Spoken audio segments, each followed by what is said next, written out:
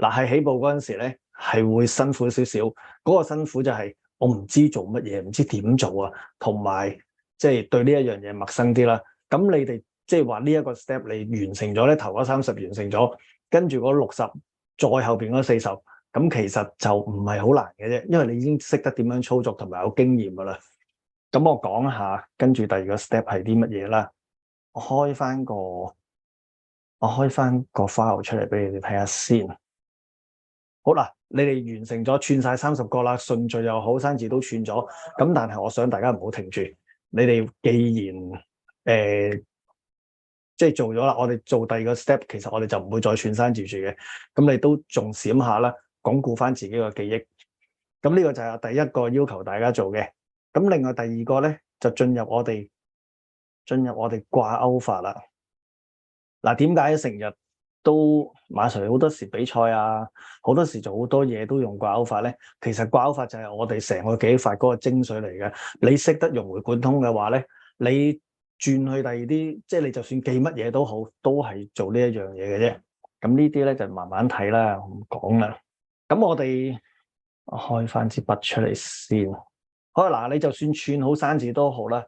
咁我哋30個生字，我哋都係5個一做噶嘛。咁其實咧，呢個1就係你哋第一個生字，如此類推。第5個生字我哋排落去，就跟翻你哋順序嘅，你哋由1至30去背個順序。咁即係話呢度1至5就你哋30個生字頭嗰5個啦。然之後咧，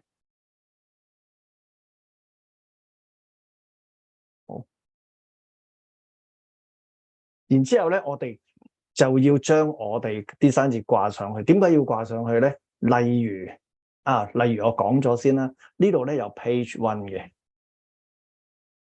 呢個 page 1啦。呢個 page 1係咩嘢咧？就係字典第一版啦。咁如果將來我哋有人問我哋咧，佢哋個模式咧就會問我哋第一版第3個生字係咩咧？咁你就要答翻佢第3個生字係咩咯？又或者問我哋咧，第18版第2個生字係咩咧？你亦都要攞翻出嚟嘅。咁我哋點樣去記得第一版咧？首先我哋記得即係話頁數先。頁數咧，我哋就好簡單嘅啫，數字代碼。嗱，我哋應該呢度在座都學過咩叫數字代碼啦，由1至100啦。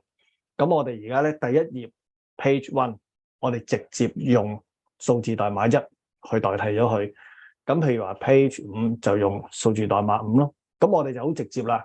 有陣時人哋問你第18頁，好啦，咁我哋就會諗起第18個代碼100，俾人冚咗一巴。咁樣跟住點樣去18嗰啲點樣去記？我哋容後再講啦。我哋而家處理咗1至5先，我想大家。咁1咧就係一支筆啦。咁我哋要將我哋記得第一頁係支筆，或者支筆提我哋第一頁。然之後，但我哋仲要記埋個行數噶嘛，隔離咧1、2、3、4、5就係一個行數啦，又或者係我哋第幾個生字啦。我哋點樣可以記得邊呢一頁第3個生字係咩？第1個生字係咩？第5個生字係乜嘢咧？咁我哋就要咧靠我哋嗰個代碼去散啲嘢出嚟啦。咩叫散啲嘢出嚟咧？第一種方法，我哋將支筆分成5部分。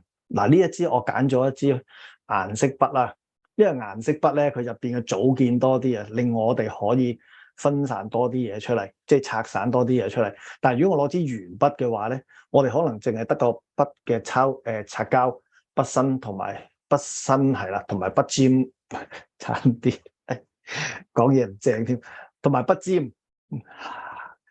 咁即係擦嚟擦去都係3部分，所以如果我要用一啲可以轉顏色嘅筆咧，咁我多咗2個組件啦，多咗2個咧係3啦同埋4啦呢一樣。咁我哋就將啲生字咧掛鈎放咗落去呢度。點樣掛鈎放落嗰度咧？我遲啲先至講。我而家想大家咧去揾翻呢啲組件出嚟。嗱，筆就係咁樣揾啦。但係有時我啲細路仔可能喂，我支筆我真係諗唔起可以轉色嘅筆喎。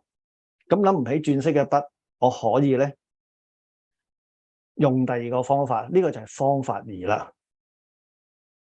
方法2咧就係我哋試下將支筆擴散，將佢嘅功能擴散，或者將佢嘅認知嘅嘢擴散。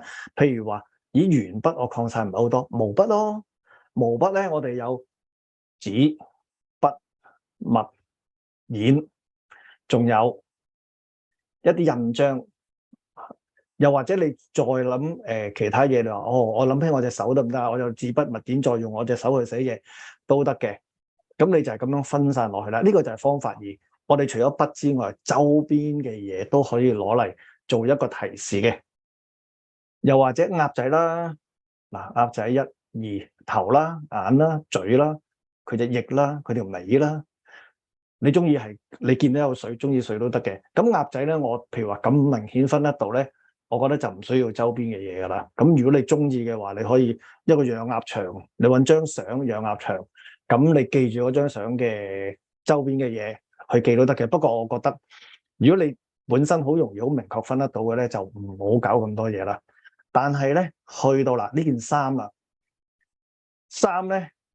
大家嘅認知都有少少唔同嘅，因為咧，你衫你可能諗起一件 T 恤啦，一件大褸啦，一件恤衫啦，咁變咗衫其實可以揾到出嚟嘅嘢咧唔多，譬如衣領啦、衣褸啦，我哋嘅衫袖啦，我哋嘅衫嗰個係啦，衫個袖啦，我哋嘅手袖啦，衫腳啦。又或者你衫嘅背脊啦，或者你有 pattern 嘅個 pattern 都得，你用翻你自己屋企嘅衫都得。你中意分開將件衫分到好明確五份嘢就 OK 噶啦。咁又或者咧，咦，衫我揾張圖片喎，我覺得嗱，如果你嗰件衫揾出嚟有困難咧，你上網揾張圖片都得。我哋揾晾衫啦，都有關係噶嘛。咁第一個嗱，晾衫一定有人晾噶啦，邊個晾開？你呢個工人姐姐又得，呢個係媽咪又得，媽咪同工人姐姐其實都一樣嘅啫，都係嗰個功能啊。咁跟住咧，有晾衫嘅晾衫竹啦，跟住咧衣夾啦，跟住咧真係夾住件衫啦，呢個就係我哋個主體啦，衫係一個主體。跟住咧，我哋放衫嘅籃啦。呢個你都可以用一張相去記嘅，咁用邊個咧？隨你。譬如呢個4啦，一嚿屎喎。嗱，屎咧，一嚿屎我好難將佢分開5份喎，分開5嚿都係嗰嚿屎，係咪先？咁跟住咧，我哋就可以將呢嚿屎佢嗰個呢個可唔可以叫功能啊？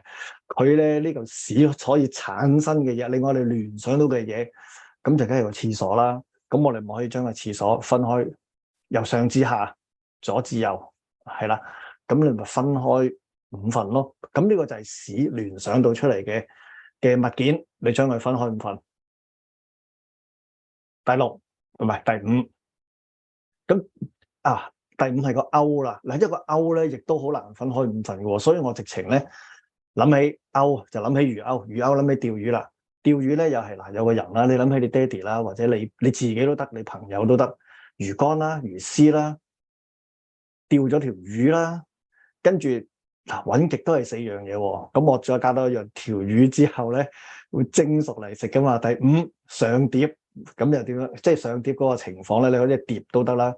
咁呢個就係我哋5個，即係搵咗五拆開咗5樣嘢出嚟啦。